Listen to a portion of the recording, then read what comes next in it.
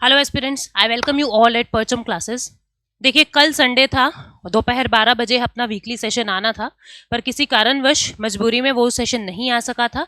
तो आज मंडे को दोपहर 12 बजे हम वीकली प्रैक्टिस कर रहे हैं। 5 मई से 11 मई तक जो है ये पूरा सेशन आपका रिवाइज होने वाला है। जो भी आप लोगों ने डेली करंट अफेयर में पढ़ा है उसका एक क्विक रिवीजन हम इस क्लास के अंदर लेंगे। तो 5 मई से लेके 11 मई 2024 वीकली करंट अफेयर्स को हम इस क्लास में डिस्कस कर रहे हैं। तो सबसे पहले हर बार की तरह अपनी एक इंपॉर्टेंट कैटेगरी आती है, दैट इज डेज।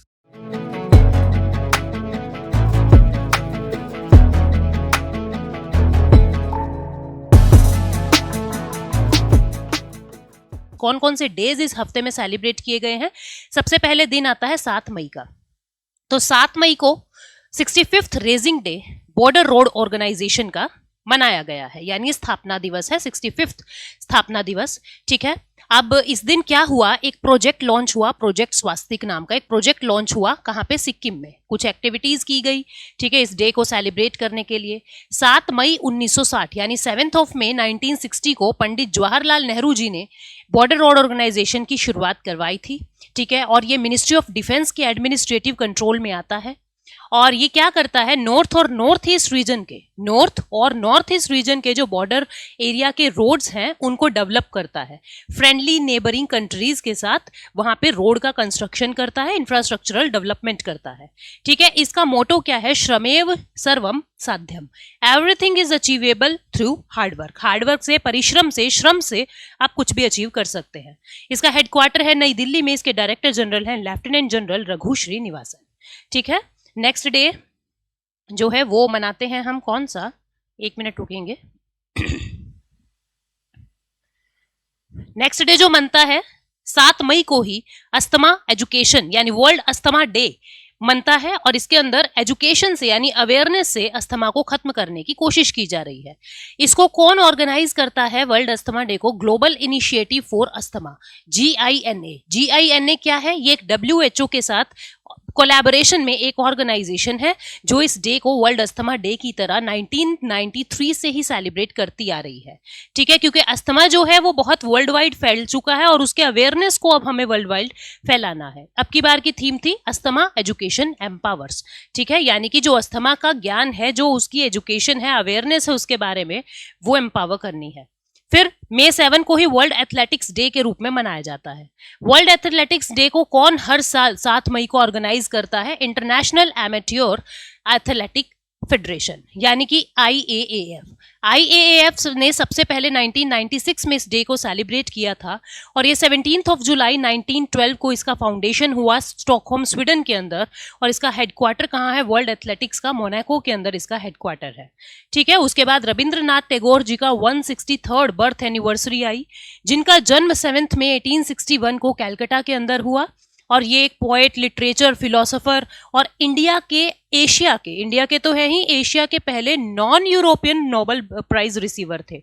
ठीक है, अभी तक यूरोपियंस को मिल रहा था, ये नॉन यूरोपियन यानी इंडिया के व्यक्ति एशिया के अंदर फर्स्ट ऐसे थे जो नॉन यूरोपियन नोबेल लॉरेट जो हैं वो रहे हैं। ठीक है, इन्होंने बहुत फेमस पोइट्री अपनी गीतांजलि लिखी, बहुत सारे सॉन्ग्स लिखे, और 1913 में इनको 1913 में इनको नोबेल प्राइज मिला है। ठीक है, इन्होंने एक पोएम लिखी थी अपनी 16 साल की उम्र में, भानुसीमा। कौन सी? भानुसीमा। ठीक है, फिर आपको पता है इन्होंने 2 देश के राष्ट्रगान भी लिखे हैं, इंडिया और बांग्लादेश के। नेशनल एंथम लिखे हैं, जनगण मन इंडिया का और आमार सोनार बांग्लादेश का। ठीक है, इनको किस किस टाइटल से नवाजा जाता है? गुरुदेव, कबीर गुरु और विश्व कवि। ठीक है, ही डाइड ऑन, इनका देहांत कब हुआ? 7 अगस्त 1941 को। और इन्होंने बहुत सारे नॉवल, प्ले, शॉर्ट स्टोरीज भी लिखी है, चित्रा और पोस्ट ऑफिस के नाम की, Chitra and the post office. इसके बाद नेक्स्ट जो डे हम सेलिब्रेट कर रहे हैं, world red cross and red crescent day. 8 मई की बारी आ गई। 7 मई को 4 दिन हमने सेलिब्रेट किए। अब 8 मई को वर्ल्ड रेड क्रॉस या रेड क्रिसेंट डे के रूप में मनाते हैं। थीम थी इस बार की I give with Joy and the Joy I give is a reward. ठीक है, ये किस लिए मनाते हैं? इंटरनेशनल कमेटी है जो रेड क्रॉस की, उनके फाउंडर को की बर्थ एनिवर्सरी के लिए इस डे को मनाते हैं। उनके फाउंडर थे हेनरी डुनांट। ठीक है, तो इनका बर्थडे है इस दिन, और इसलिए इस डे को सेलिब्रेट किया जाता है। बहुत ही खतरनाक बीमारी थैलेसीमिया, वर्ल्ड थैलेसीमिया डे जो है वो अनाउंस किया, मतलब कि मनाया गया 8 ऑफ मई को। इसमें क्या होता है स्टूडेंट्स, इसमें आपके हीमोग्लोबिन जो है वो नहीं बन पाता है बॉडी में। हीमोग्लोबिन एक प्रोटीन होता है आरबीसी के अंदर जो मदद करता है ऑक्सीजन को एब्जॉर्ब करने में। अब जब ऑक्सीजन एब्जॉर्ब नहीं होगी तो आपको फिटीग होगा, जल्दी जल्दी चक्कर आ रहे हैं, आप हार्डवर्क नहीं कर पाएंगे और शरीर में कमजोरी बनी रहेगी। अगर ये दिक्कत ज्यादा बढ़ जाती है तो आपकी डेथ भी हो सकती है। थैलेसीमिया एक हेरिडिटरी प्रॉब्लम है, एक हेरिडिटरी बीमारी है, ठीक है। 8 ऑफ मई को वर्ल्ड थैलेसीमिया डे के रूप में मनाते हैं। इस बार की थीम थी empowering lives, increasing progress, equitable and accessible thalassaemia treatment for all. सबके लिए इसका ट्रीटमेंट लेके आना है जो अभी नहीं है। उसके बाद नेक्स्ट जो है दैट इज 8 ऑफ 9 मई को सेकेंड वर्ल्ड वॉर के अंदर जिन्होंने भी अपना कंट्रीब्यूशन दिखाया है, जिनका डेथ हो गया है, उनको याद करने के लिए, उनके मेल मिलाप के लिए या अपनी जान गंवाने वालों को याद करने के लिए ये डे के रूप में 8 और 9 मई को सेलिब्रेट किया जाता है। यूनाइटेड नेशन जनरल असेंबली ने 2004 में 22 नवंबर 2004 को ये बात अनाउंस की कि 8 और 9 मई को हम इस तरीके से इस डे को मनाया करेंगे। फिर उसके बाद 9 ऑफ मई को महाराणा प्रताप जयंती के रूप में मनाया जाता है। आपको पता है राणा प्रताप या महाराणा प्रताप, इनका जन्म राजस्थान कुंभलगढ़ के अंदर 9 मई 1540 को हुआ, ठीक है। ये मेवाड़ के 13वें राजा थे और उदय सिंह टू के एल्डेस्ट सन थे। Maharana Udai Singh two ruled the kingdom of Mewar with his capital at Chittor. अब देखो जो महाराणा उदय सिंह टू हैं ये राजा थे, इनका राज्य था मेवाड़ का और जिसकी कैपिटल थी चित्तौड़, ठीक है। मीराबाई वगैरह जब आप देखते हो तो वो भी चित्तौड़ की ही महारानी बनी थी, ठीक है। और ये उदय सिंह टू जो है सिटी ऑफ उदयपुर जो राजस्थान के अंदर है, काफी फेमस, उनके फाउंडर भी रहे हैं। हल्दी घाटी की बैटल हुई थी 1576 में राणा प्रताप के बीच में और राजा मान सिंह के बीच में, जो आंबेर के राजा थे उनके बीच में हुई थी, ठीक है। और महाराणा प्रताप को काफी ब्रेव थे लेकिन इनको हरा दिया था मुगल की फोर्सेस ने, मुगल की आर्मी ने। उसके बाद वर्ल्ड ल्यूपुस डे मनाया जाता है 10 ऑफ मई को। ये भी एक ऑटो इम्यून डिजीज है, ठीक है। इसका असली कॉज भी हमको नहीं पता, ये हेरिडिटरी भी है, एनवायरनमेंट की वजह से भी होती है, ठीक है, और हार्मोनल भी है ये। तो इसके अंदर क्या होता है, आपका इम्यून सिस्टम जो है वो खत्म हो जाता है, आपको जॉइंट पेन्स होगा, आपको ब्लड या organ like your kidney, lungs, heart, ये अफेक्ट होते हैं, ठीक है। ये जो कॉज है, इसका जो रीजन है वो अननोन है। ये विमेन में ज्यादा कॉमन देखा गया है एज कंपेयर टू मैन। उसके बाद 11 ऑफ मई को नेशनल टेक्नोलॉजी डे के रूप में मनाते हैं। क्यों मनाते हैं? क्योंकि अपना जो सेकंड न्यूक्लियर टेस्ट हुआ था 11 ऑफ मई 1998 को हुआ था और अटल बिहारी वाजपेयी जी उस समय हमारे देश के प्रधानमंत्री थे और उन्होंने ही ये कहा था कि 11 मई को हम नेशनल टेक्नोलॉजी डे के रूप में मनाएंगे। पोखरण के अंदर ये पूरा मिशन हुआ था जिस मिशन को नाम दिया था मिशन शक्ति, ठीक है। और 1991 में काउंसिल फॉर टेक्नोलॉजी ने इसको मतलब सेलिब्रेट करना शुरू किया था। काउंसिल फॉर टेक्नोलॉजी ने एक इनॉग्रल सेलिब्रेशन किया था नेशनल टेक्नोलॉजी डे पर। मतलब ये 11 ऑफ मई 1999 से मनता आ रहा है, ठीक है। उसके बाद आपको कुछ बातें बता देते हैं। अगर आपको हमारी करंट अफेयर की डेली की, वीकली की पीडीएफ चाहिए, आप टेलीग्राम ज्वाइन कर लेना, वहाँ पे आपको इंग्लिश में, हिंदी में हर तरीके से पीडीएफ मिलता है, ठीक है। अगर आप ई सवाल बुक हमारी लेना चाहते हो, ये 12 ई बुक्स हैं जिसमें 150 plus question current affair based होते हैं विद एक्सप्लेनेशन, तो आप वो भी ले सकते हो हमारी ऐप से, ठीक है। पीडीएफ बैंक वगैरह सब अवेलेबल है और आपको 6 मंथ का, डेली का, वीकली का, ईयरली का सारे पीडीएफ जो है वो मिलती है। कोई भी दिक्कत अगर आपको आती है तो आप इन गिवन नंबर्स पे कॉल, व्हाट्सएप कर सकते हैं। ये हमारी मेल आईडी है parchamclasses06@gmail.com। कुछ बच्चे कहते हैं मैम हमने कॉल किया, हमने बात करनी चाहिए लेकिन बात नहीं हुई, तो आपको मैं बताऊंगी एक तो टाइम देखा करो, Monday to Saturday 10 AM to 6 PM है। इसी टाइम पीरियड में आप अगर कॉल वगैरह कुछ करते हैं तो आपका कॉल जरूर रिसीव होगा, ठीक है। हम जरूर रिस्पॉन्ड करेंगे और सबसे अच्छा तरीका आप मेल कर दीजिए, ठीक है। मेल कर दीजिए, आपका आंसर जरूर आप लोगों तक पहुंच जाएगा। तो इस तरीके से आप हम तक पहुंच सकते हैं। ये डेज की बात थी, अब अपॉइंटमेंट की बात करते हैं। रिटायर्ड जस्टिस संजय कुमार मिश्रा जी को जीएसटी एपिलेट ट्रिब्यूनल के चेयरमैन बना दिया गया है, ठीक है। GST appellate tribunal 101 constitutional amendment act से 2017 में बना था। अब देखो जो जीएसटी काउंसिल के अंदर केसेस आते हैं, विवाद आते हैं और वहां पे अगर कोई उन केसेस के डिसीजन से संतुष्ट नहीं है तो वो मैटर एपिलेट ट्रिब्यूनल में जाता है। कहा जाता है ऊपर की अपील में एपिलेट ट्रिब्यूनल में जाता है। संजय कुमार मिश्रा जी ने अब की बार ये ओथ ली है, जीएसटी एपिलेट ट्रिब्यूनल के फर्स्ट प्रेसिडेंट जो हैं ये बने हैं, जो रिटायर्ड जज है, ठीक है। झारखंड हाई कोर्ट से ये रिटायर्ड जज रहे हैं और goods and services tax appellate tribunal new Delhi के अंदर अब ये वहां पे एज अ प्रेसिडेंट काम करेंगे। निर्मला सीतारमण जो हमारी फाइनेंस मिनिस्टर हैं, उन्होंने इनको ये शपथ दिलवाई है। जीएसटी यानी एपिलेट ट्रिब्यूनल जो है 2017 के कानून से बनी है, goods and services tax act 2017 और 101 कॉन्स्टिट्यूशनल अमेंडमेंट एक्ट था ये, ठीक है। 101 कॉन्स्टिट्यूशनल अमेंडमेंट एक्ट था। जितने भी जीएसटी रिलेटेड डिस्प्यूट्स हैं वो एपिलेट ट्रिब्यूनल के अंदर जाएंगे। ट्रिब्यूनल होता क्या है? कंप्लीट जुडिशियल इंस्टीट्यूशन नहीं होता, but it is a quasi judicial institution, ठीक है। ये लॉ को इंटरप्रेट कर सकते हैं और ट्रेडिशनल कोर्ट सिस्टम का एक ऑल्टरनेटिव है। वहां पे क्योंकि केसेस बढ़ जाते हैं तो अलग अलग बेंचेस बना दिए जाते हैं, ट्रिब्यूनल बना दिए जाते हैं कि पर्टिकुलर आप इसी तरीके के मैटर्स को ही देखोगे। जैसे आपने देखा national green tribunal, environment related queries को देखेंगे, ये जीएसटी रिलेटेड क्वेरीज को देखेंगे, इस तरीके से, ठीक है। तो जो ट्रिब्यूनल है, ट्रिब्यूनल इसका प्रोविजन भारत के अंदर 42nd अमेंडमेंट एक्ट 1976 से पार्ट 14A के अंदर डाला गया था। 323A 323B के अंदर ए में तो दिया हुआ है एडमिनिस्ट्रेटिव ट्रिब्यूनल के बारे में, और 323B के अंदर दिए हुए हैं एडमिनिस्ट्रेटिव से अलावा कोई और मैटर है तो वो ट्रिब्यूनल्स अगर बनाने हैं तो 323B में है। ये करीना कपूर खान जो है, इनको यूनिसेफ का इंडिया की नेशनल एम्बेसडर बना दिया है। यूनिसेफ में जो इंडिया के सेक्शन है वहां का नेशनल एम्बेसडर करीना कपूर खान को बना दिया है। यूनिसेफ जो है 1946 में बनाया गया था, ठीक है। इंटरनेशनल चिल्ड्रंस इमरजेंसी फंड, ये एक रिहैबिलिटेशन एडमिनिस्ट्रेशन सेंटर है। वर्ल्ड वॉर 2 से जितने भी बच्चे अफेक्टेड हुए थे उनके लिए ये बनाया गया था। यूनाइटेड नेशन का ये 1953 में एक परमानेंट पार्ट बन गया था। इसका नाम बदला गया यूनाइटेड नेशन चिल्ड्रन फंड, लेकिन आज भी इसको यूनिसेफ के नाम से ही जानते हैं, ठीक है। और इसको 1965 में, यूनिसेफ जो एक ऑर्गेनाइजेशन है, इसको 1965 में ब्रदरहुड और को प्रमोट करने के लिए, भाईचारे को, प्रेम को प्रमोट करने के लिए नोबेल का पीस प्राइज भी मिला था। हेडक्वार्टर न्यूयॉर्क सिटी के अंदर इसका है। तो करीना कपूर खान को भारत की तरफ से यूनिसेफ का नेशनल एम्बेसडर बना दिया है। उसके बाद पेटीएम के जो प्रेसिडेंट हैं भावेश गुप्ता, उन्होंने रेजिग्नेशन दे दिया है और इनका रेजिग्नेशन एक्सेप्ट भी हो गया है। 31 मई 2024 से ये अपना पद छोड़ देंगे। अभी सीईओ बनेंगे वरुण श्रीधर जो हैं, वो पेमेंट सर्विसेज प्राइवेट लिमिटेड में सीईओ हैं। राकेश सिंह सीईओ है पेटीएम मनी के। विजय शेखर शर्मा पेटीएम के फाउंडर भी हैं और सीईओ भी हैं।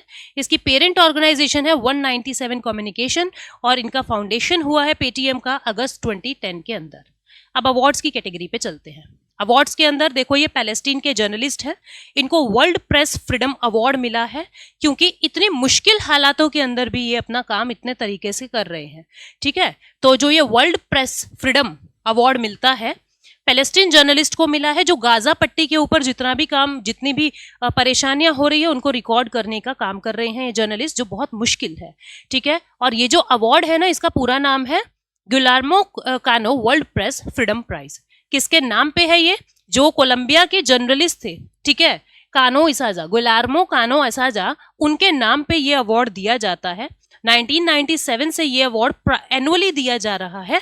अब की बार जो भी डेंजर के अंदर, जो भी अपने डेंजर को, अपने खतरे को फेस करते हुए इस तरीके का जर्नलिज्म निभाता है, उसको ये अवार्ड मिलता है। तो किसको मिला है? पैलेस्टीन के ये जर्नलिस्ट हैं, उनको ये अवार्ड जो है वो मिला है, ठीक है। उसके बाद यूनेस्को के बारे में हम थोड़ा सा जान लेते हैं। देखो, United Nation Education Scientific and Cultural Organisation इसका पूरा नाम है। 194 इसके मेंबर स्टेट है। ये एक मल्टीलेटरल कॉपरेशन करता है, मतलब अलग अलग फील्ड में, एजुकेशन में, science, culture, communication and information में। हेडक्वार्टर पेरिस में है और इसके डायरेक्टर जनरल जो है वो एड्रे हेजौले है। उसके बाद नेक्स्ट जो है, ये बहुत बार आ रहा है, देखो ये जो पाम डियोर अवार्ड मिलता है केन्स फेस्टिवल के अंदर, तो अब की बार मिला है ये मैरिल स्ट्रीप को, ठीक, हॉलीवुड एक्ट्रेस है मैरिल स्ट्रीप, इनको ऑनर दिया गया है ये special Palme d'Or Cannes festival में 14 मई को, जो फ्रांस के अंदर ये ओपनिंग सेरेमनी हुई थी। ये पहली बार ऐसा हो रहा है कि केन्स फिल्म फेस्टिवल जो है स्टूडियो गिबली ग्रुप को मिल रहा है, क्योंकि एनिमेशन सिनेमा के अंदर उन्होंने ब्रिलियंट काम निभाया है। जापानीज स्टूडियो जो है, उनके जो कुछ मूवीज हैं जैसे माई नेबर टोरोटो, ठीक है, the boy and the hero, जिनको ऑस्कर, जिसको इस साल ऑस्कर अवार्ड भी मिला है, the boy and the heroes को, उनको ये पाम डियोर अवार्ड मिला है। डायरेक्टर मियाजाकी जो है फाउंडर रहे हैं इस पूरे जापानीज स्टूडियो के, और जो star wars creator George Lucas हैं, उनको भी ये ऑनरेरी पाम अवार्ड जो है वो मिला है। अलग अलग कैटेगरी के अंदर ये मिलता है। अब पुलित्जर प्राइज की बात करते हैं। 2024 के विनर्स जो हैं वो अनाउंस किए गए हैं। पुलित्जर प्राइज को कौन देता है? कोलंबिया यूनिवर्सिटी, यूएसए के अंदर पुलित्जर प्राइज बोर्ड है, उनकी रिकमेंडेशन पे ये यूनिवर्सिटी जो है, कोलंबिया यूनिवर्सिटी, ये इस प्राइज को बांटती है। जो भी किसको मिलता है ये? जो भी जर्नलिज्म और आर्ट्स की दुनिया में मोस्ट प्रेस्टिजियस काम करता है, जर्नलिज्म और आर्ट्स की दुनिया में। अब की बार 15 जर्नलिज्म कैटेगरीज हैं और 8 आर्ट कैटेगरी हैं। उनको ये अवार्ड जो है वो अनाउंस हुए हैं अभी।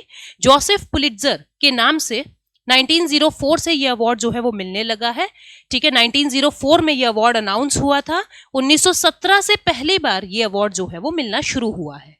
ठीक है, जोसेफ पुलित्जर के नाम से। अब कौन कौन है विनर, कौन कौन है कैटेगरी, आप देख सकते हैं। पब्लिक सर्विसेज की फील्ड में, इन्वेस्टिगेटिव रिपोर्टिंग की फील्ड में, इंटरनेशनल रिपोर्टिंग, एडिटोरियल राइटिंग, कौन कौन है आप खुद देख सकते हैं। ठीक है, मैं पढ़ के बताऊं उससे कोई फायदा नहीं है। फिर फिक्शन, ड्रामा, हिस्ट्री, बायोग्राफी, ठीक है, फिर autobiography, poetry, music, general notification, इन सब कैटेगरी के अंदर इनको ये अवार्ड मिला है। एक स्पेशल साइटेशन दिया है। ठीक है, और स्टीफन टैट को, ग्रेग टैट जिनको कहते हैं, जो अमेरिका के राइटर हैं, म्यूजिशियन हैं और प्रोड्यूसर है। ठीक है, और एक स्पेशल सिटेशन उन जर्नलिस्ट को भी दिया है जो गाजा के अंदर अपना मीडिया का काम जो है वो निभा रहे हैं। तो इस तरीके से 2024 के अवार्ड बांटे गए हैं। फिर ये बुक है द बुक ब्यूटीफुल, जो किसने लिखी है? प्रदीप सेबेस्टियन ने। प्रदीप सेबेस्टियन ने। तो इसकी जो डिजाइनर है, इस बुक की जो डिजाइनर है, लिखी है प्रदीप जी ने, डिजाइन किया है भावी मेहता ने। उनको Oxford book store book cover prize जो है वो मिला है 2024 का, द बुक ब्यूटीफुल के नाम का। इसको किसने लिखा है? प्रदीप सेबेस्टियन ने। ठीक है, और मेहता जो है यानी भावी मेहता जो है, इनको एक trophy, certificate of cash prize मिला है 1 लाख रुपए का। तो इन्होंने इस बुक को डिजाइन किया था। अब सैड डिमाइस की कैटेगरी पे चलते हैं। देखो, ये बड़े फेमस एक्टर रहे हैं। लॉर्ड ऑफ द रिंग सबने देखी होगी, टाइटैनिक सबने देखी होगी। वहां पे किंग का रोल इन्होंने निभाया था, बर्नार्ड हिल। ठीक है, तो 79 की एज में इनका देहांत हो गया है। ये एक रिनाउंड ब्रिटिश एक्टर रहे हैं जिनका अभी मृत्यु हो गई है। और इन्होंने कैप्टन एडवर्ड स्मिथ 1997 में इसका प्ले का रोल निभाया था।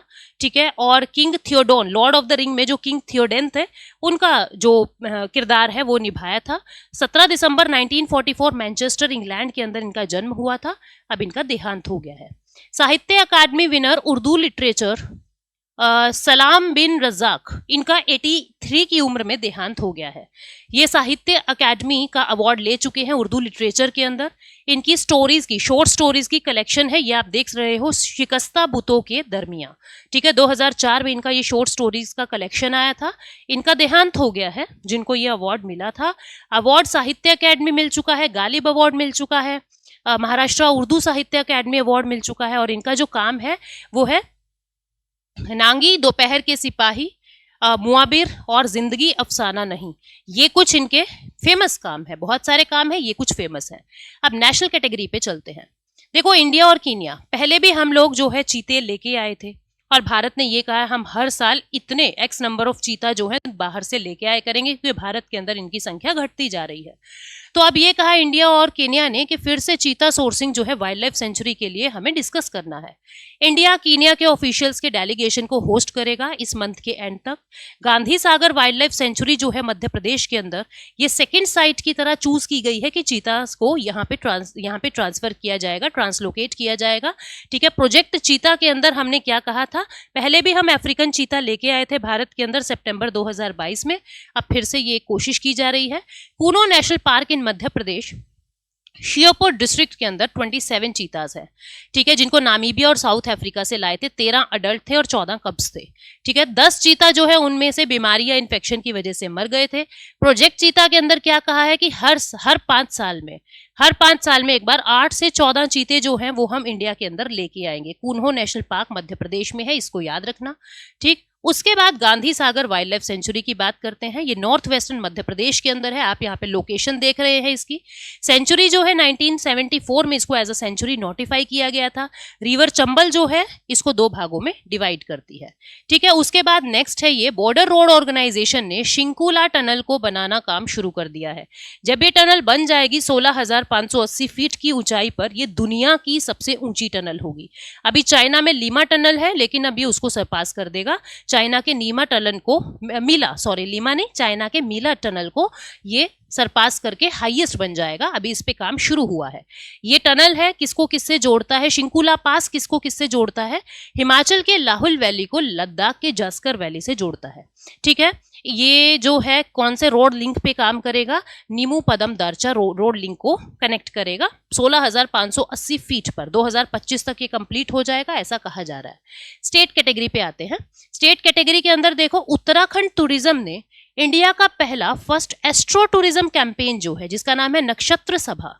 क्या नाम है? नक्षत्र सभा। उत्तराखंड टूरिज्म ने इंडिया का पहला एस्ट्रो टूरिज्म कैंपेन जो है वो चला दिया है। ठीक है, ये जो है स्टारस्केप्स के साथ हाथ मिला के इस काम को निभा रहे हैं, जो एक एस्ट्रो टूरिज्म कंपनी है। कौन है एस्ट्रो टूरिज्म कंपनी? स्टारस्केप है। स्टेट कौन सा है? उत्तराखंड टूरिज्म, यानी उत्तराखंड स्टेट है, उसका जो टूरिज्म विभाग है वो स्टारस्केप के साथ मिलके इस प्रोजेक्ट को चला रहे हैं, नक्षत्र सभा। इसके अंदर क्या होगा? ये कॉम्प्रिहेंसिव एस्ट्रो टूरिज्म एक्सपीरियंस है लोगों के लिए। जैसे आजकल शौक चढ़ा हुआ है ना, ये गोवा और मलेशिया सिंगापुर पुराने हो गए, स्पेस में जाएंगे, स्पेस में घूमने चलेंगे। ठीक है, तो इस तरीके से ये नक्षत्र सभा लॉन्च की है। कैंपेन जो है बहुत सारी एक्टिविटीज, रेंज ऑफ एक्टिविटीज जो है उसको स्टार्ट कर रहा है। स्पेशल सोलर ऑब्जर्वेटरी बना रहा है, एस्ट्रो फोटोग्राफी कंटेस्ट कर रहा है, और स्टार्स और इन सब के बारे में बहुत सारा ज्ञान, बहुत सारी चीजें, बहुत सारे रियल लाइफ एक्सपीरियंसेस आपको करने को मिलेंगे। 2025 तक इसको कंटिन्यू कर देंगे। ठीक है, और उत्तराकाशी, पिथौरागढ़, नैनीताल, चामोली, यहाँ पे नाइट स्काई साइट्स जो हैं उनको एक्सप्लोर करने का मौका जो है इन इवेंट्स में मिलेगा। ठीक है, अब इसके बाद चंडीगढ़ यूनिवर्सिटी जो है इंडिया की पहली यूनिवर्सिटी बन गई है, जो हार्वर्ड यूनिवर्सिटी के साथ कोलैबोरेशन कर रही है MBA कोर्स के लिए। मतलब हार्वर्ड यूनिवर्सिटी के जो टीचर्स हैं, जो प्रोफेसर्स हैं, वो हमारे यहाँ पे चंडीगढ़ यूनिवर्सिटी के बच्चों को पढ़ाएंगे। ठीक है, MBA के बच्चे तो क्या ही रह जाते हैं, स्टूडेंट्स को पढ़ाएंगे। चंडीगढ़ यूनिवर्सिटी जो है वो MOU साइन कर रहा है हार्वर्ड यूनिवर्सिटी के साथ, और ये इंडिया की पहली यूनिवर्सिटी होगी जो फैकल्टी ऑफ हार्वर्ड यूनिवर्सिटी जो है बिजनेस स्कूल की, वो ऑनलाइन MBA प्रोग्राम, मतलब ऑनलाइन माध्यम से, वीडियो कॉन्फ्रेंसिंग के माध्यम से वहां से यहाँ पे बच्चों को पढ़ाएंगे। चंडीगढ़ यूनिवर्सिटी के चांसलर हैं सतनाम सिंह संधू, इस बात को याद रखेंगे। इसके बाद नेक्स्ट है मणिपुर गवर्नर सुश्री अनुसुईया यूके, जो है वो school on wheel ceremony. Imphal के अंदर स्कूल ऑन व्हील मतलब क्या है? ये गाड़ी के अंदर बोर्ड और डिजिटल बोर्ड वगैरह लगा हुआ है, टीचर साथ साथ जा रहे हैं, कहीं पे पढ़ा रहे हैं। तो मतलब बच्चे स्कूल में आने का वक्त नहीं है ना, कहते हैं कि स्टूडेंट्स मैम टाइम नहीं मिला, होमवर्क नहीं हो पाया, तो अब टीचर घर घर जाके पढ़ा रहा है कि अब तो पढ़ लो, है ना। Manipur governor Anusuiya UK inaugurate school on wheel. अब देखो, ये इम्फाल के अंदर सेरेमनी जो है वो हेल्ड की जा रही है, मणिपुर इम्फाल, और इसको विद्या भारती शिक्षा विकास समिति मणिपुर जो है पूरा इम्प्लीमेंटेशन कर रहा है इसका। Library, computer, sports item, teachers के साथ रिलीफ कैंप के अंदर विजिट किया जाएगा। अलग अलग रिलीफ कैंप जो है वो बना दिए गए हैं, वहां पे टीचर्स इन सब सामान के साथ विजिट करेगा।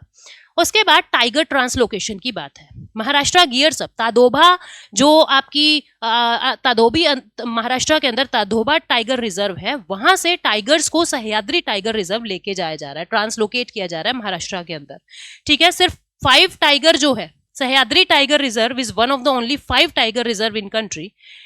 पूरे देश के अंदर सह्याद्री 5 टाइगर रिजर्व में से एक है, with 0 tiger with in the reserve, जिसमें 0 टाइगर है। ठीक है, तो अब यहाँ पे ताडोबा से कुछ टाइगर्स जो हैं वो लेके आए जा रहे हैं। ठीक है, सह्याद्री टाइगर रिजर्व जो है वो कहाँ पे है? वेस्टर्न घाट के अंदर लोकेटेड है। 2010 में इसको नोटिफिकेशन मिला था, और ये चंदोली नेशनल पार्क और कोयना वाइल्ड लाइफ सेंचुरी से मिलके ये टाइगर रिजर्व बना है। कोयना डैम वर्ना रिवर के चारों तरफ जो है ये वो एरिया है जहां पे ये पूरा लोकेटेड है। और टाइगर रिजर्व महाराष्ट्र में कौन कौन से हैं? मेलघाट, पेंच, नवेगांव, ताडोबा, सह्याद्री, बोर टाइगर रिजर्व, ये ऐसे टाइगर रिजर्व हैं जो महाराष्ट्र के अंदर है। अब आगे चलते हैं। नेक्स्ट क्या कहता है? A very warm Indian ocean is causing mass coral bleaching in Lakshadweep. आपको पता है कोरल बहुत ही ऐसे सेंसिटिव सी चीज है, पॉलिप्स की बनती है, ठीक है, और बहुत ही कलरफुल, बहुत ही ब्यूटीफुल होती है, पर ये टेम्परेचर कॉन्शियस बहुत होती है। अगर टेम्परेचर थोड़ा भी ज्यादा होता है तो इनकी मृत्यु हो जाती है, या हम कह देते हैं देसी भाषा में तो मृत्यु, वैसे कोरल ब्लीचिंग मतलब इनका जो कलर है वो फेड पड़ जाता है, व्हाइट कलर की हो जाती है, जो भी ये कलरफुल होती है। तो अभी क्या हुआ कि ओशियंस के अंदर बहुत सारी हीट वेव्स चली बहुत लंबे समय से, जिसके चलते कोरल ब्लीचिंग हो गया है।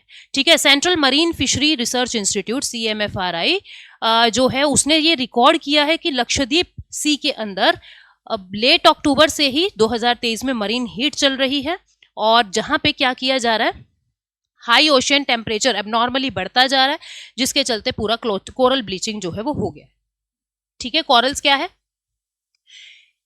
जूजेंथले और पॉलिप्स जो है आपस में सिम्बायोटिक रिलेशन में रहती हैं।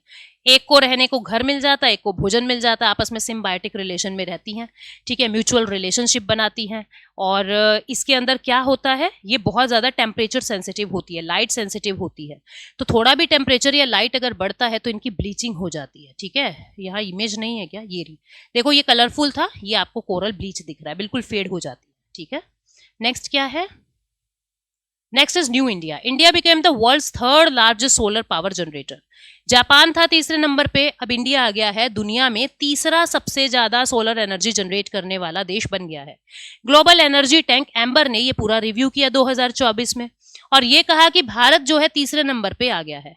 ठीक है, इंडिया रैंक्ड 9th, 2015 में हमारा 9वां रैंक था, और देखो 2023 में हम तीसरे नंबर पे आ गए हैं सोलर पावर को जनरेट करने में। ठीक है, और हम पूरी दुनिया के अंदर ग्लोबल इलेक्ट्रिसिटी का 5.5% हम जनरेट कर रहे हैं। ठीक है, समझ रहे हो, पहले 0.5% जनरेट करते थे 2015 में, अब हम 5.58%, लगभग 5.8% जो है वो शेयर कर रहे हैं। इंडिया चौथा लार्जेस्ट सोलर जनरेशन को इंक्रीज करने वाला है।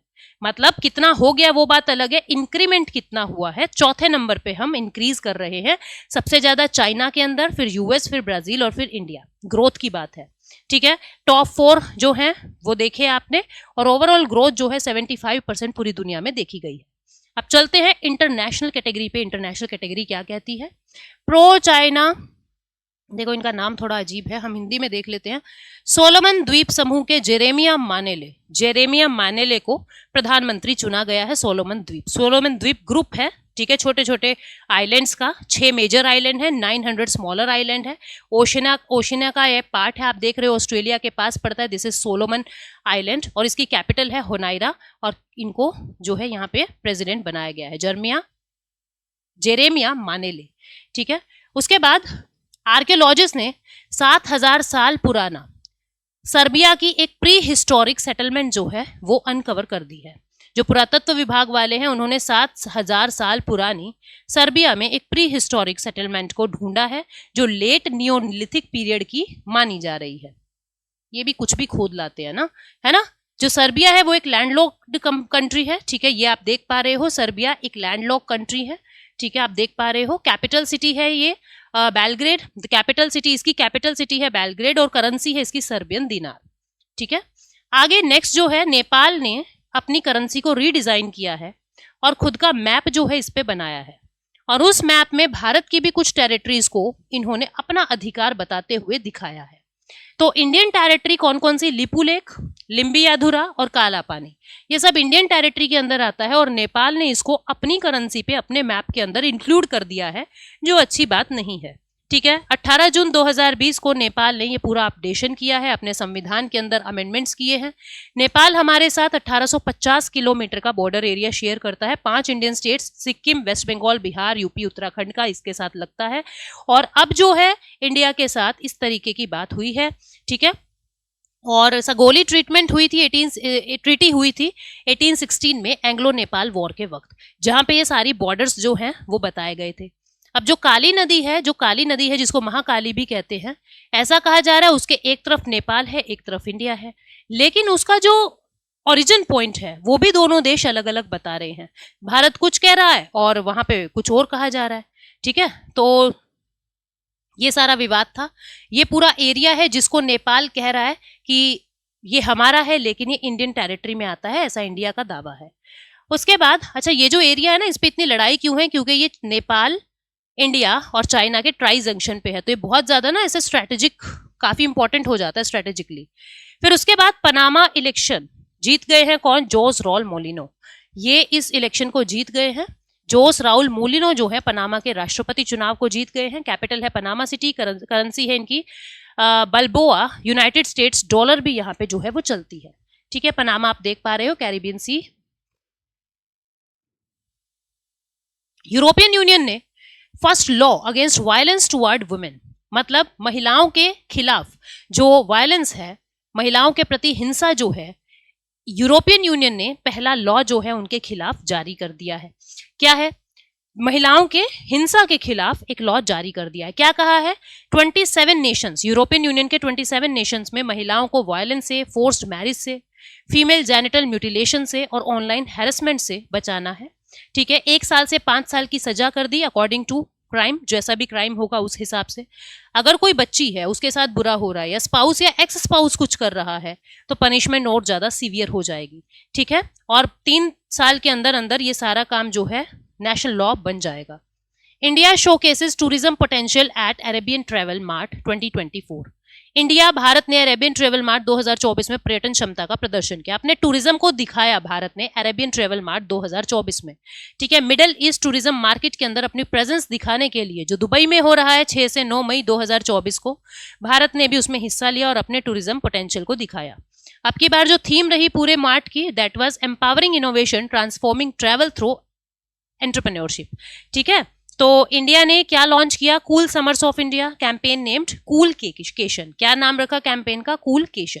ठीक है, उसके बाद जू फेहोंग को न्यू एम्बेसडर बना दिया है 18 महीने के बाद। देखो, चीन ने जू फेहोंग को भारत में अपना नया दूत नियुक्त किया। चाइना के जो जू फेहोंग है वो 18 महीने के बाद भारत के अंदर नए दूत जो हैं, नए एम्बेसडर जो हैं वो नियुक्त किए गए हैं। ठीक है, और ये जो पहले चाइनीज डिप्लोमेट थे जिनका नाम था सन विडोंग, उनको रिप्लेस करेंगे, उनको सक्सीड करेंगे, जो अक्टूबर 2022 से भारत में चाइना की तरफ से एम्बेसडर थे। स्पोर्ट्स की कैटेगरी पे आते हैं। इसमें क्या है? आमुल जो पहले भी स्पॉन्सरशिप कर चुका है, आमुल जो है यूएसए की क्रिकेट टीम को स्पॉन्सर करेगा। ठीक है, आमुल यूएसए एंड साउथ अफ्रीका को, जो अपकमिंग T20 वर्ल्ड कप होने वाले हैं 2 जून से, वहां पे आमुल जो है यूएसए की टीम को और साउथ अफ्रीका की टीम को स्पॉन्सर करने वाला है। आमुल पहले भी साउथ अफ्रीका टीम के साथ जुड़ चुका है 2019 के ओडीआई में, वनडे सीरीज में। ठीक है, और 2023 के आईसीसी क्रिकेट वर्ल्ड कप में। तो नीदरलैंड, साउथ अफ्रीका, अफगानिस्तान, बहुत सारी टीम्स जो हैं वो आमुल से बेनिफिशियरी पहले भी रह चुकी हैं। और मैनेजिंग डायरेक्टर कौन है आमुल के? जयन मेहता। तो अब ये यूएस और साउथ अफ्रीका को स्पॉन्सर कर रहे हैं। उसके बाद मुंबई सिटी एफसी ने regains the Indian super league crown over Mohun Bagan SG. जो आपके मोहन बगान एसजी हैं, उनको हराते हुए मुंबई सिटी ने इस खिताब को जीता। इंडियन सुपर लीग फुटबॉल का पूरा गेम रहता है ये। ठीक है, कोलकाता के अंदर ये सारा हो रहा था। गोल्डन ग्लोव अवार्ड किसको मिला देख सकते हो, गोल्डन बूट अवार्ड किसको मिला देख सकते हो। प्लेयर ऑफ द लीग जो है वो मोहन बगान ही रहे हैं। ठीक है, super giant. Indian super league की बात करें तो ये एक प्रोफेशनल फुटबॉल लीग है भारत की, 2013 से चलती आ रही है। ठीक है, फ्रेंचाइज सिस्टम की तरह ऑपरेट की जाती है। और किसने इसको इस्टेब्लिश किया था? All India football federation, Reliance industry और स्टार स्पोर्ट्स ने मिलके इस सारे काम को चलाया था। अब ये एथलेटिक्स में इंडिया के तेजस्विन शंकर हैं। इन्होंने हाई जंप के अंदर अवार्ड, गोल्ड मेडल लिया है। ठीक है, स्वर्ण पदक जीता है इन्होंने। कहाँ पे? USATF के अंदर, यानी कि यूएसए एरिजोना के अंदर जो फेस्टिवल हो रहा था टक्सॉन में, वहां पे तेजस्विन शंकर ने गोल्ड मेडल लिया है हाई जंप में। ठीक है, world athletics continental tour silver element ये पूरा था जहां पे इन्होंने गोल्ड मेडल जीता है। उसके बाद first career F1 victory at Miami Grand Prix के अंदर लैंडो नॉरिस ने ये अवार्ड जीत लिया है। ठीक है, बहरेन ग्रैंड प्रिक्स किसने जीता? Max Verstappen. सिर्फ ऑस्ट्रेलिया का कार्लोस सेंज ने जीता था, जापान का मैक्स वर्स्टेपन और चाइना का भी मैक्स वर्स्टेपन। बार बार हम ये न्यूज पढ़ चुके हैं। उसके बाद थॉमस और ऊबर कप 2024 का, चाइना ने मैन और वीमेन दोनों की कैटेगरी में, जो बैडमिंटन का गेम होता है, दोनों की ही कैटेगरी के अंदर जो है खिताब जीता है। होस्ट नेशन चाइना ही रहा था।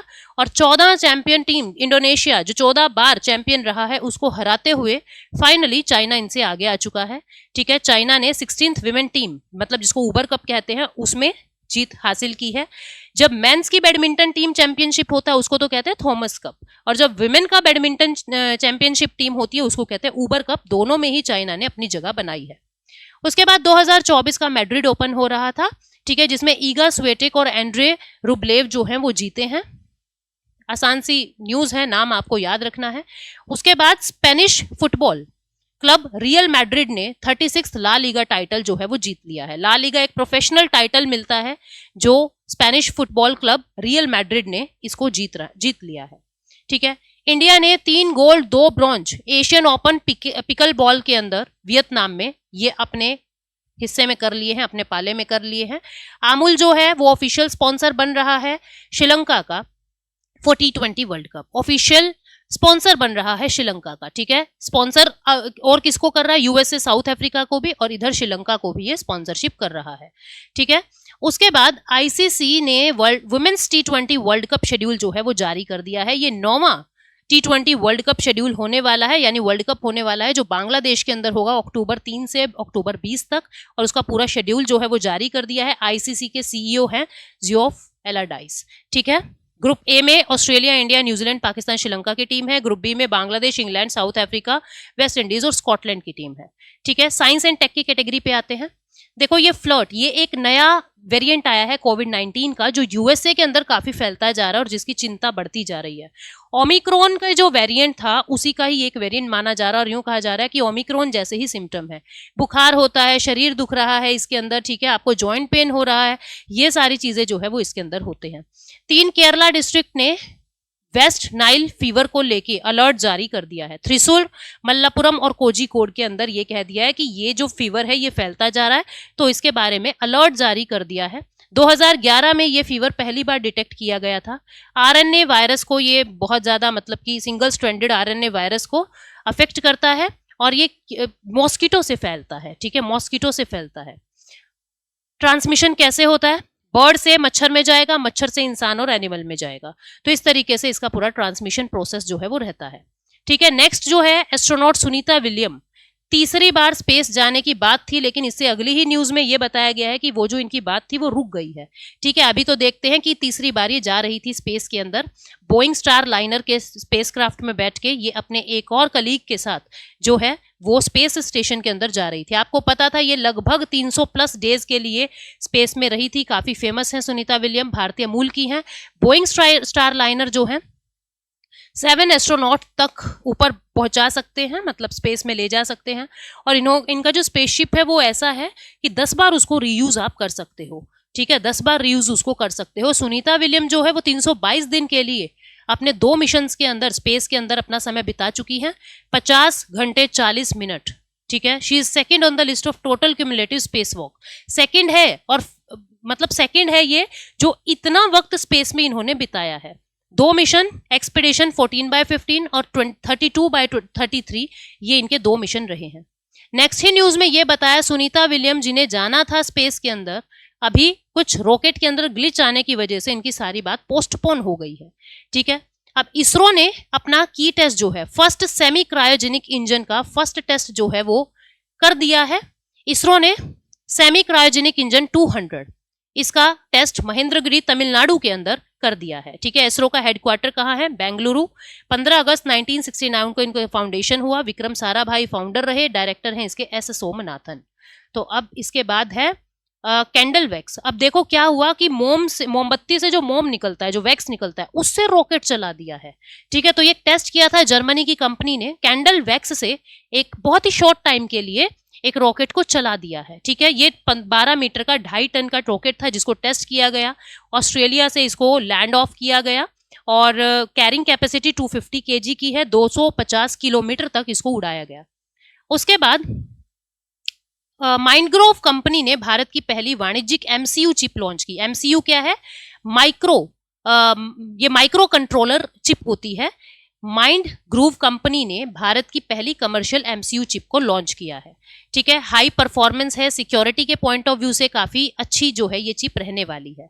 उसके बाद जो है नेक्स्ट न्यूज क्या है कि ग्लाइपटोथोरिक्स पुण्यव्रताई, ये अरुणाचल प्रदेश में एक नई कैटफिश प्रजाति खोजी गई है, ठीक है। तीसा रिवर जो टुंग स्ट्रीम है वहां से इस फिश को कलेक्ट किया गया है और ये नॉक्टर्नल है अपने नेचर के अंदर, तो नाम बड़ा ही भैड़ा है इसका। इंडेक्स कैटेगरी पे चलते हैं। इंडिया का 159 रैंक आ गया है 180 कंट्री में वर्ल्ड प्रेस फ्रीडम इंडेक्स के अंदर। एनुअल रिपोर्ट है जिसको रिपोर्टर्स विदाउट बॉर्डर नाम का जो एक वॉचडॉग है, ग्लोबल मीडिया वॉचडॉग, वो एनालाइज करता है और वो ही रैंक देता है। भारत को रैंक दिया है 159। नॉर्वे ने टॉप किया है, डेनमार्क सेकंड रहा है। स्कैंडिनेवियन कंट्री हर वक्त टॉप करती हैं। एरिट्रिया जो है वो सबसे बॉटम पे रहा है।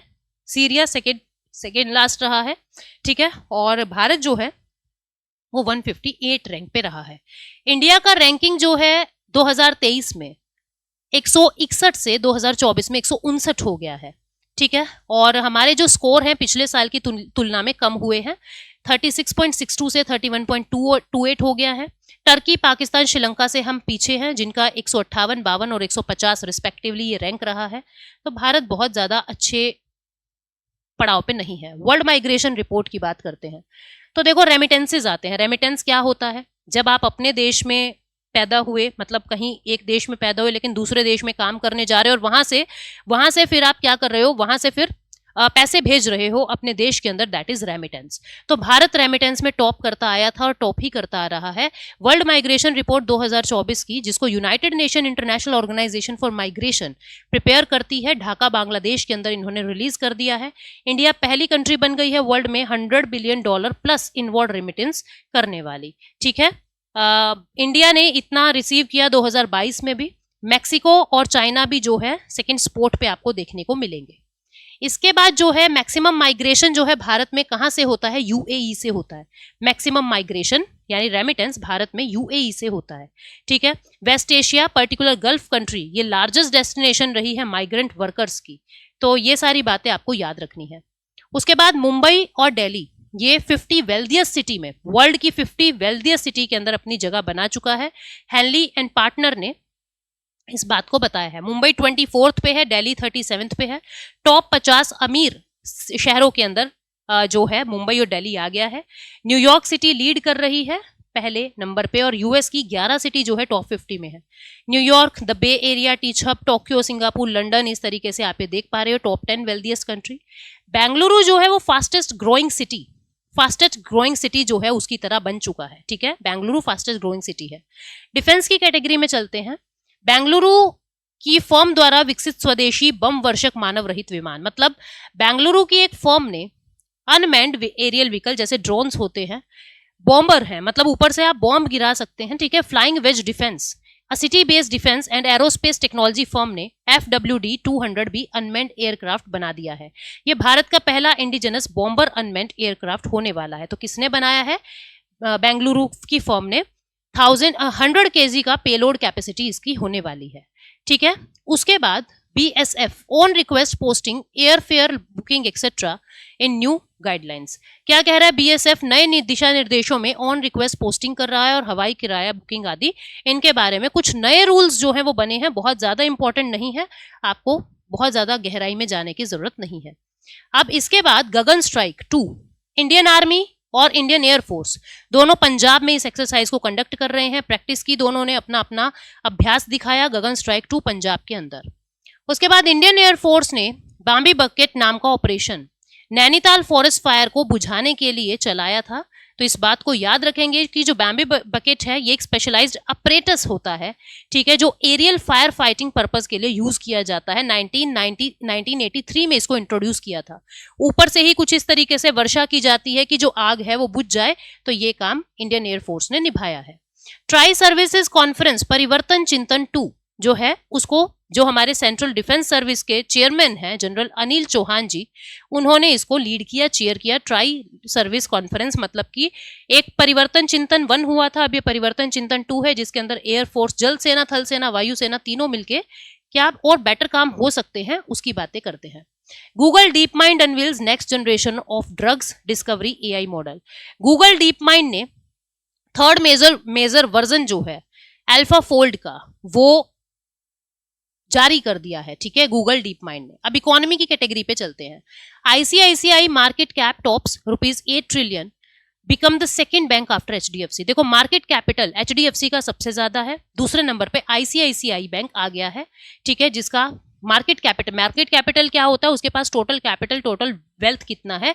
8 ट्रिलियन मार्क जो है वो आ गया है, ठीक है। रिलायंस इंडस्ट्री, टाटा कंसल्टेंसी और HDFC टॉप 3 है, देन ICICI है।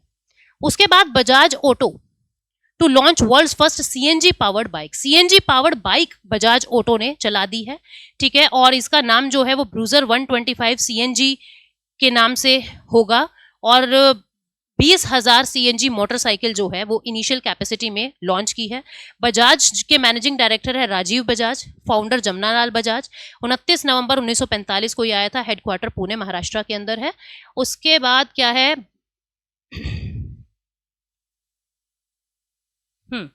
RBI lifts restriction on Bank of Baroda's world mobile app. देखो, बैंक ऑफ बड़ौदा के ऊपर कुछ नॉन कंप्लायंस को लेकर रिस्ट्रिक्शंस लगी थी। अब इनकी ऐप के ऊपर, जो बीओबी ऐप के ऊपर रिस्ट्रिक्शंस लगाई थी, आरबीआई ने उसको हटा दिया है कि अब आप इसकी ऐप को यूज कर सकते हो। अब कुछ रिवीजन क्वेश्चन पे चलते हैं। देखो, सबसे पहले है शिंकुला टनल, जो आपको पता है ये हिमालय की लाहुल वैली को लद्दाख की जास्कर वैली से जोड़ता है, बिल्कुल सही है। और ये वर्ल्ड का हाईएस्ट हो जाएगा 16,580 की फीट पे, दोनों ही बिल्कुल सही है। आंसर क्या आएगा? सी। ठीक है, नेक्स्ट क्या है? नेक्स्ट है how many gold medals did India win at the Asian open पिके बॉल। आपको पता है कि 2 गोल्ड मेडल और 8 सिल्वर ब्रॉन्ज, 3 गोल्ड मेडल और सिल्वर मेडल जो है वो हमने लिए हैं इस चैंपियनशिप के अंदर। उसके बाद नेक्स्ट क्या है? In which state was the Gagan strike 2? Punjab के अंदर कंडक्ट किया गया है। ठीक है, उसके बाद कौन कौन कर रहा है? इंडियन एयरफोर्स और Indian army. Which Indian state is initiating the नक्षत्र सभा कैंपेन? नक्षत्र सभा उत्तराखंड के अंदर। ठीक है, स्पेस वालों के साथ कोलैबोरेशन किया है, स्टार स्पेस के साथ। उसके बाद who has been awarded the 2024 UNESCO Cano World Press Freedom Prize. ये जो पैलेस्टीन के जर्नलिस्ट थे, गाजा पट्टी की सारी रिपोर्टिंग दे रहे हैं, उनको ये अवार्ड मिला था। वर्ल्ड प्रेस फ्रीडम इंडेक्स 2024 का डेनमार्क ने टॉप किया, नॉर्वे जो है वो सेकंड पे है, गलत है, नॉर्वे फर्स्ट है, डेनमार्क जो है वो सेकंड नंबर पे है। इंडिया का 159 रैंक रहा है, बिल्कुल सही बात है, तो आंसर क्या आएगा? ओनली 2। ठीक है, फर्स्ट में उल्टा दिया हुआ है। Who won the Miami Grand prix? तो ये लैंडो नॉरिस को मिला है। ठीक है, उसके बाद in which state has the school on wheels initiated? ये मणिपुर। ठीक है, मणिपुर था ना, इम्फाल। उसके बाद which country claimed victory in both the men's and women's team? जो थॉमस और ऊबर कप था, चाइना ने दोनों के ऊपर खिताब जीता है। What disease is linked to the new FLiRT variant कोविड-19? है ना, ये इससे जुड़ा हुआ है, ओमिक्रॉन वेरिएंट मैंने आपको बताया था। उसके बाद रविंद्रनाथ टैगोर जो है, जन्म जो है कलकत्ता में हुआ, बिल्कुल सही बात है। नोबेल प्राइज 1930 में भानुसीमा के लिए मिला। नहीं, भानुसीमा तो वो थी जहां पे इनको, भानुसीमा तो 16 साल की एज में इन्होंने जो सबसे पहली पोएम लिखी थी वो थी। ठीक है, इसके लिए नोबेल प्राइज नहीं मिला। उसके बाद कोरल जो है वो जेनेटिकली आइडेंटिकल ऑर्गेनिज्म है, कॉल्ड पॉलिप्स, बिल्कुल सही है। हाई टेम्परेचर को टॉलरेट कर सकती है, नहीं कर सकती। ठीक है, व्हेन कोरल फेस स्ट्रेस, जब स्ट्रेस आता है तो बिल्कुल व्हाइट हो जाती है, इसको कोरल ब्लीचिंग कहते हैं, बिल्कुल सही बात है। तो फर्स्ट और थर्ड स्टेटमेंट सही है। उसके बाद वर्ल्ड प्रेस फ्रीडम इंडेक्स 2024 की बातें हैं। इंडिया ने इंप्रूव 171 से 159 पे इंप्रूव किया, नहीं 161 से आया है, तो ये गलत है। ठीक है, इंडिया का जो स्कोर है वो ड्रॉप हुआ है, ये सही बात है। सेकंड स्टेटमेंट सही है, पहली गलत है। उसके बाद नेक्स्ट है, ये आपको बताना है वेस्ट नाइल फीवर के बारे में 2 स्टेटमेंट है, आपको बताना इनमें से क्या सही नहीं है। कमेंट सेक्शन में आंसर मिलना चाहिए मुझे। सुनीता विलियम्स के बारे में है, सुनीता विलियम्स जो है वो बोइंग स्टार लाइनर स्पेसक्राफ्ट में तीसरी बार जाएंगी, बिल्कुल सही बात है। विलियम ने 322 दिन जो है वो स्पेस में गुजारे हैं, ये भी बिल्कुल सही बात है, दोनों बात बिल्कुल सही है। ठीक है, उसके बाद which company set to launch the world's first CNG powered bike? CNG power Bajaj Auto जो है इसको लॉन्च कर रहा है। According to Nepal which treaty establish its claim over certain territories east of Kali? यानी ट्रिटी ऑफ सगोली जो है उसके थ्रू ये कहा था कि काली रिवर के ईस्ट में नेपाल है और इधर भारत है। What is the theme for World asthma day? Asthma day की थीम क्या थी? Asthma education empowers. उसके बाद this is the last question, who has Chinese President Xi Jinping appointed as a new ambassador? New ambassador किसको बनाया है? जू फेहोंग को बनाया है। तो ये अब के बार के वीकली करंट अफेयर्स थे। ठीक है, उम्मीद करती हूँ आपको रिवीजन हो गया है। Thank you so much, take care, bye bye.